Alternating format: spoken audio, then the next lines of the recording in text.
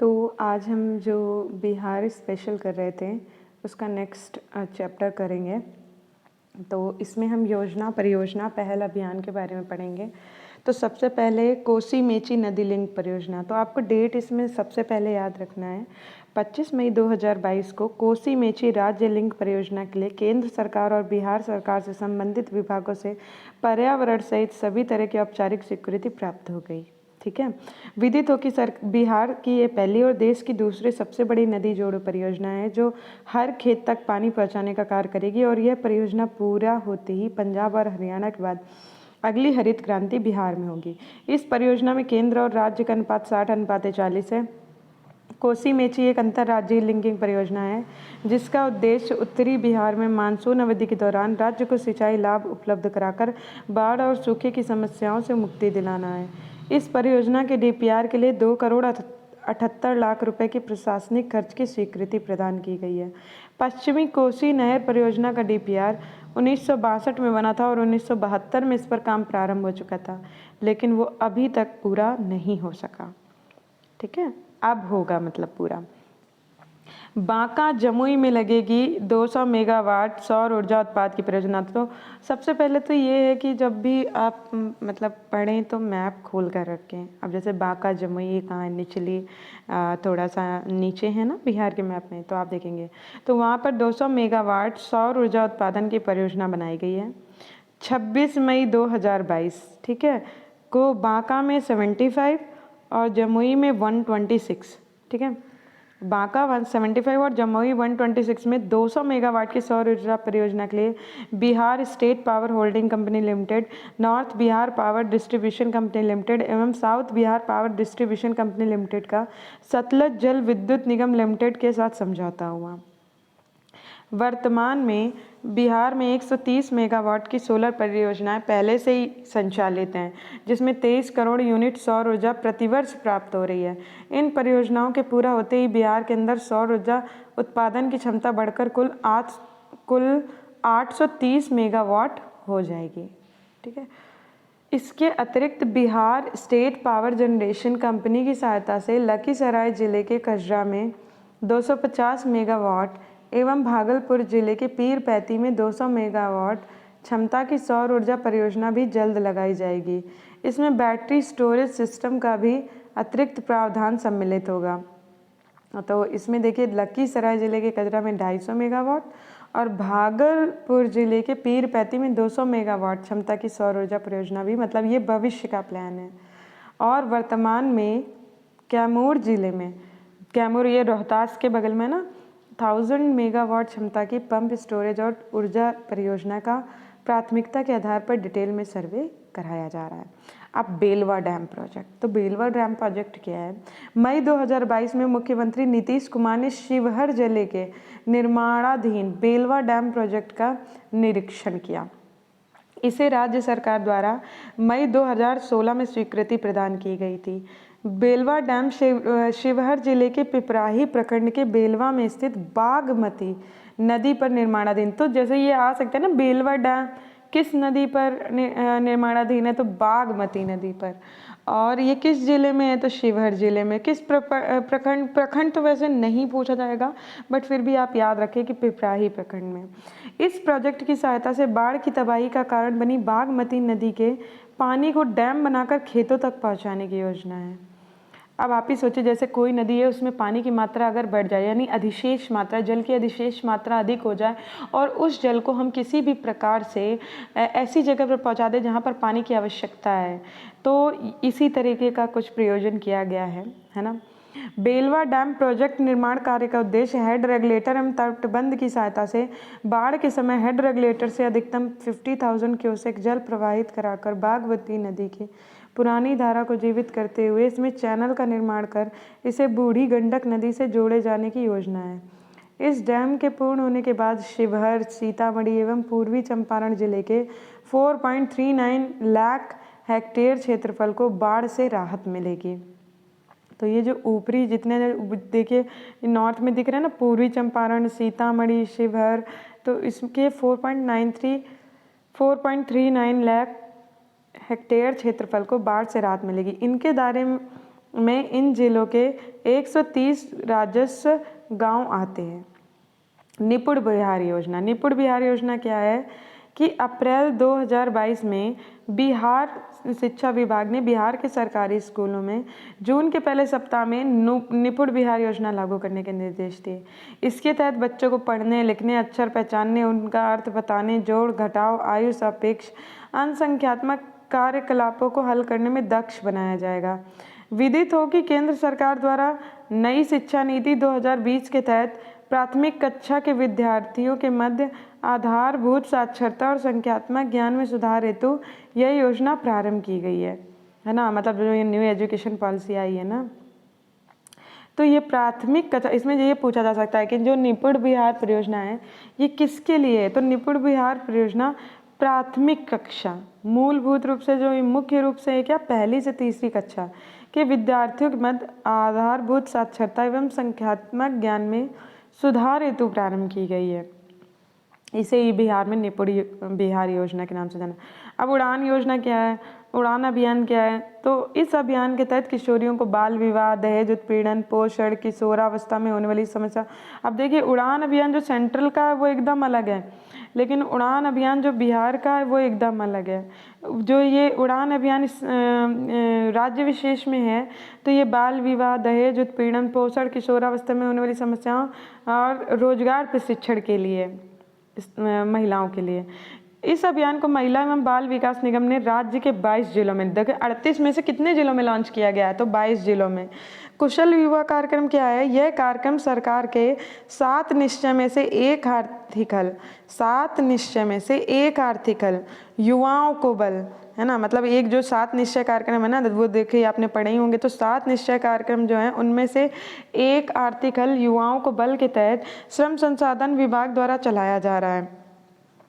इसके तहत हिंदी व अंग्रेजी बोलने, अंग्रेजी सुनने, समझने, लिखने, पढ़ने का प्रशिक्षण दिया जा रहा है। तो देखिए कुशल युवा कार्यक्रम में आपको समझना होगा, कुशल युवा कार्यक्रम से ये ना समझ आइएगा, इसके अंतर्गत हिंदी व अंग्रेजी बोलने, अंग्रेजी सुनने, समझने व लिखने पढ़ने का प्रशिक्षण दिया रहा है। साथ ही संवाद कौशल यानी कम्युनिकेशन स्किल एंड कंप्यूटर का जो फाउंडेशन है ना, एक फाउंडेशनल जो एक होता ना फाउंडेशनल आपका फाउंडेशन जो नॉलेज होती है कि एक बुनियादी ज्ञान जो होता है, तो वो भी दिया जा रहा है। इसमें पहला स्थान बेगूसराय तथा दूसरा लखीसराय का रहा, है ना। जीविका दीदियों के लिए रूरल मार्ट खोले जाने की योजना। तो सबसे पहले तो देखिए ये कुशल युवा कार्यक्रम कहाँ से स्टार्ट किया जा रहा है, कुशल युवा में कौन सा पहला स्थान है, तो बेगूसराय और दूसरा स्थान लखीसराय का।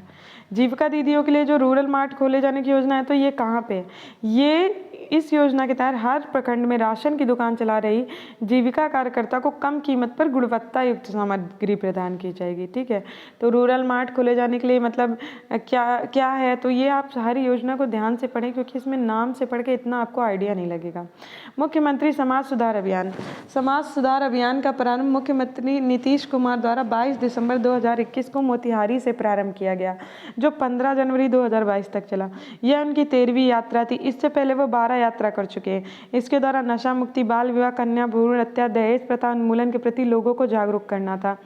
पुलिस मुख्यालय द्वारा जारी आंकड़ों के अनुसार शराबबंदी में कमी आई है। इस रिपोर्ट के अनुसार पिछले 23 वर्षों में घरेलू हिंसा, छेड़खानी, दुष्कर्म, दहेज उत्पीड़न व हत्या जैसे अपराधों में कमी दर्ज की गई। ठीक है, अब जल जीवन हरियाली योजना, जल जीवन हरियाली योजना के तहत बिहार के जिलों की रैंकिंग की गई। तो सबसे पहला स्थान किसको मिला जल जीवन हरियाली योजना में, गया को। स्कोर क्या रहा, 64.95। दूसरा स्थान मिला है जहानाबाद को, है ना, और तीसरा स्थान है औरंगाबाद को, चौथा है नालंदा को, पांचवा बक्सर को। जल जीवन हरियाली योजना के तहत जल संरक्षण और वृक्षारोपण पर बल दिया जाता है। राष्ट्रीय जलवायु जोखिम आकलन रिपोर्ट 2021 में बिहार को संवेदनशील, मतलब जो जलवायु जोखिम आकलन रिपोर्ट है, तो इसमें बिहार को किसमें, इसको संवेदनशील की श्रेणी में रखा गया है ना। आप देखिए ध्यातव्य है कि इस श्रेणी में भारत के 8 राज्यों बिहार, झारखंड, पश्चिम बंगाल, अरुणाचल प्रदेश, मिजोरम, उड़ीसा, छत्तीसगढ़ और असम है ना। तो मतलब जो ये अभी देखिए आपने देखा ना, जलवायु आकलन, जो जलवायु जोखिम आकलन रिपोर्ट है, तो भारत के 8 राज्य हैं, ठीक है, बिहार, झारखंड, पश्चिम बंगाल। अब देखिए मैप में ध्यान देखिए बिहार के नीचे क्या है, बिहार के नीचे आपका झारखंड, झारखंड के बगल में क्या, पश्चिम बंगाल। तो ये 3 हो गए, ठीक है। अब भी झारखंड के जस्ट इधर पे देखिए मध्य प्रदेश के बगल में, तो ये छत्तीसगढ़, तो ये और अभी झारखंड पश्चिम बंगाल के नीचे जस्ट देखिए उड़ीसा। तो ये कनेक्टिंग स्टेट देखिए, बिहार में एक इमेज बनाइए, ऊपर बिहार है, नीचे झारखंड है, झारखंड के बगल में छत्तीसगढ़ है, इधर दाहिने साइड आएंगे तो पश्चिम बंगाल है, और थोड़ा नीचे आएंगे तो आपका उड़ीसा, ठीक है। ये कितने स्टेट्स हो गए, 1 2 3 4 5, ठीक है। अब इधर आप आएंगे तो अरुणाचल प्रदेश के आप देखेंगे, अरुणाचल प्रदेश के नीचे आपको देखने को मिलेगा, थोड़ा साइड में जब आप आएंगे असम के थोड़ा नीचे तो मिज़ोरम और असम। तो ये अरुणाचल प्रदेश, असम, मिज़ोरम, ये आपके उधर पे कनेक्टिंग हो जाएंगे, ठीक है। अब मुख्यमंत्री कन्या उत्थान योजना क्या है, इसकी योग्यता होनी चाहिए कि बिहार का निवासी होना चाहिए, एक परिवार की 2 ही लड़कियां आवेदन के योग्य होंगी, आर्थिक रूप से कमजोर वर्ग से संबंधित है, लड़की के माता पिता सरकारी कर्मचारी के रूप में कार्यरत ना हो, प्रोत्साहन राशि कितनी है, इंटर में 25,000 रुपये और स्नातक में 50,000 रुपये। तो आगे हम देखेंगे किशोरी सशक्तिकरण योजना। किशोरी सशक्तिकरण योजना जो है 1,000 करोड़ रुपए की लागत से महिला एवं बाल विकास निगम द्वारा किशोरी सशक्तिकरण योजना प्रस्तावित की गई, जो ब्लॉक एवं पंचायत स्तर पर टास्क फोर्स का गठन किया गया। अब किशोरी सशक्तिकरण से आप समझ जाइए कि क्या है, इसमें 1,000 करोड़ रुपए खर्च किए गए, इसमें ब्लॉक एवं पंचायत स्तर पर टास्क फोर्स का गठन किया गया है ना। तो किशोरियों से जुड़ी योजनाएं जैसे schooling, health centre, skill development centre, है ना, इस योजना से जोड़कर ब्लॉक एवं पंचायत स्तर पर चलाया जाएगा, है ना। अब बाल हृदय योजना में संशोधन, तो बाल हृदय योजना में संशोधन क्या क्या किया गया है ना। बाल हृदय योजना में कि इलाज हेतु बच्चे के साथ जाने वाले तीमारदार को मिलने वाली परिवहन भत्ता को 5,000 से बढ़ाकर 10,000 किया गया। 6 वर्ष से कम उम्र के बच्चों के साथ 2 अभिभावकों को जाने की अनुमति। इस योजना का आरंभ 7 निश्चय 2 के तहत पार्ट 2 के तहत किया गया है। हृदय में छेद के साथ जन्मे बच्चों को सरकार की ओर से मुफ्त इलाज का प्रावधान है, ठीक है। मुख्यमंत्री युवा उद्यमी योजना एवं मुख्यमंत्री महिला उद्यमी योजना, तो जो ये इसका उद्देश्य क्या है, बिहार में बेरोजगार युवाओं को स्वरोजगार और स्टार्टअप के लिए, है ना, प्रेरित करना। योजना के तहत नया उद्यम लगाने के लिए कुल 10 लाख रुपए तक की मदद का प्रावधान करना। 10 लाख में नए उद्यम के लिए 5 लाख अनुदान और शेष 5 बिना ब्याज का कर्ज होगा। 1% ब्याज के साथ 84 किस्तों की ऋण अदायगी, ठीक है। मुख्यमंत्री नीतीश कुमार द्वारा बाल सहायता योजना के, है ना, बाल सहायता योजना के अंतर्गत क्या है आप देखेंगे कि अंतर्गत 18 वर्ष होने तक, जो मतलब कोविड में जिनके माता पिता दोनों की मृत्यु हो गई है या फिर किसी एक की भी मृत्यु कोरोना से हो गई है, तो 18 वर्ष के होने तक उन्हें 1,500 रुपये प्रति माह प्रदान किए जाएंगे। अन्य घोषणाएं कौन कौन सी हैं, वैसे अनाथ बच्चे बच्चियां जिनके अभिभावक नहीं हैं उनकी देखरेख बाल गृह में की जाएगी, है ना। ऐसे अनाथ बच्चियों को कस्तूरबा गांधी बालिका आवासीय विद्यालय में प्राथमिकता पर नामांकन कराया जाएगा। योजना का भुगतान प्रधानमंत्री केयर्स फंड के तहत किया जाएगा। स्वामित्व योजना क्या है, केंद्र की स्वामित्व योजना बिहार में 24 अप्रैल 2021 को लॉन्च की गई। इसका उद्देश्य बिहार में ड्रोन द्वारा ग्रामीण क्षेत्रों में भूमि सर्वे का मैपिंग करना है। इसके तहत ई संपत्ति कार्डों का वितरण किया जाएगा। उद्देश्य सामाजिक आर्थिक रूप से एक सशक्त और आत्मनिर्भर ग्रामीण भारत को बढ़ावा देना, ग्रामीणों द्वारा ऋण और अन्य वित्तीय लाभों का फायदा उठाने के लिए संपत्ति को वित्तीय परिसंपत्ति के रूप में उपयोग करने का मार्ग प्रशस्त करना, ठीक है। अब प्रीपेड मीटर, 11 अक्टूबर 2021 को बिहार सरकार ने राज्य के सभी घरों में प्रीपेड मीटर लगाने संबंधी ऊर्जा विभाग के प्रस्ताव को स्वीकृति प्रदान कर दी। इसके तहत ही बिहार देश का पहला राज्य होगा जहां सभी घरों में प्रीपेड मीटर लगेंगे, है ना। बिहार जो है ये पहला राज्य होगा जहाँ पे घरों में सभी घरों में प्रीपेड मीटर लगेंगे। विदित हो कि एक मिनट, विदित हो, है ना, कि जो, ध्यान से देखिएगा, विदित हो कि 1110 करोड़ रुपए की लागत की इस परियोजना को अगले 42 महीनों में पूरा करने का लक्ष्य रखा गया है। तो 12 जो 12 1 जा 12, 12 2 जा 24 एंड 12 3 36, 12 चौक 48, यानी 3 साल से पहले पहले, है ना। तो 42 महीने में पूरा करने का लक्ष्य रखा गया है।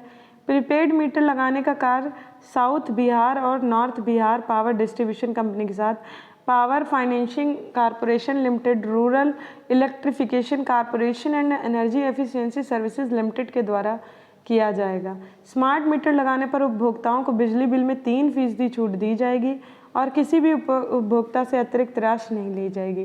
खर्च का वहन बिजली कंपनियां करेंगी। Price monitoring and resource unit.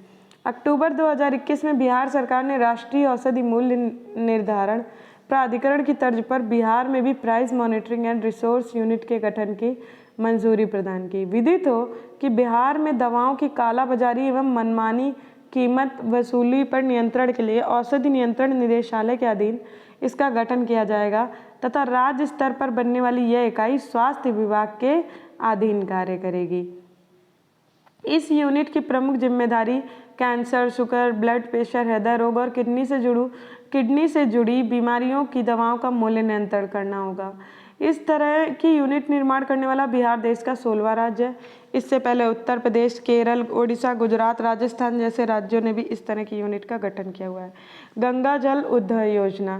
तो 6 अक्टूबर 2021 को मुख्यमंत्री नीतीश कुमार के द्वारा गंगा जल उद्वह योजना के कार्यों की समीक्षा की गई। विदित है कि गंगा जल उद्वह योजना बिहार सरकार की एक महत्वाकांक्षी योजना है जिसके द्वारा राजगीर, गया, बोध गया और नवादा के लोगों को शुद्ध पेयजल उपलब्ध कराया जाएगा।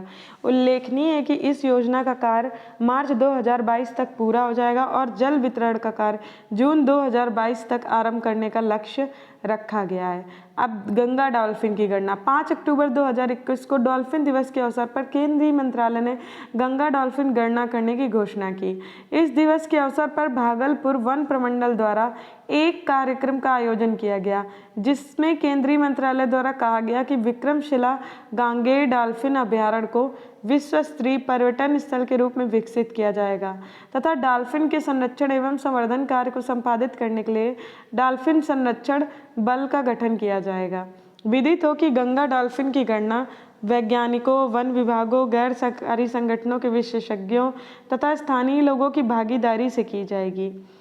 मतलब अब कितने, ऐसा नहीं है कि सिर्फ साइंटिफिकली, मतलब कि जो वैज्ञानिक होंगे, वन विभाग होंगे और गैर सरकारी संगठनों के जो विशेषज्ञ होंगे और स्थानीय लोग भी, मतलब होगा ना कि आपने कितने देखा है, तो उनके आधार पर दातव्य की सुल्तानगंज से लेकर कहलगांव तक के करीब, मतलब सुल्तानगंज से लेकर कहलगांव तक के करीब 60 किलोमीटर क्षेत्र को गैंगेटिक रिवर डॉल्फिन संरक्षित क्षेत्र घोषित किया गया है। विदित हो कि गंगा डॉल्फिन को भारत सरकार ने वर्ष 2009 में राष्ट्रीय जलीय जीव घोषित किया तथा IUCN की रेड लिस्ट में इसे इंडेंजर्ड श्रेणी, लुप्त प्राय श्रेणी में रखा गया है। मुख्यमंत्री युवा और महिला उद्यम योजना लॉन्च। बिहार में उद्योग को बढ़ावा देने के लिए 18 जून 2021 को बिहार सरकार ने युवा एवं महिला उद्यमी योजना को लागू किया। बता दें कि इससे पहले मुख्यमंत्री अनुसूचित जाति एवं अनुसूचित जनजाति और अति पिछड़ा वर्ग उद्यमी योजना की शुरुआत की गई थी। नए उद्योग लगाने के लिए इस योजना के अंतर्गत सरकार 10 लाख रुपए की आर्थिक सहायता देगी जिसमें 5 लाख रुपए अनुदान की राशि होगी और बाकी की रकम 1% ब्याज के साथ 84 किस्तों में चुकानी होगी। तो आज का ये कंप्लीट हुआ। नेक्स्ट सेगमेंट है हमारा अर्थव्यवस्था, तो हम इसे नेक्स्ट लेक्चर में करेंगे। थैंक यू सो मच सुनने के लिए एंड तैयारी करते रहिए, आगे बढ़ते रहिए।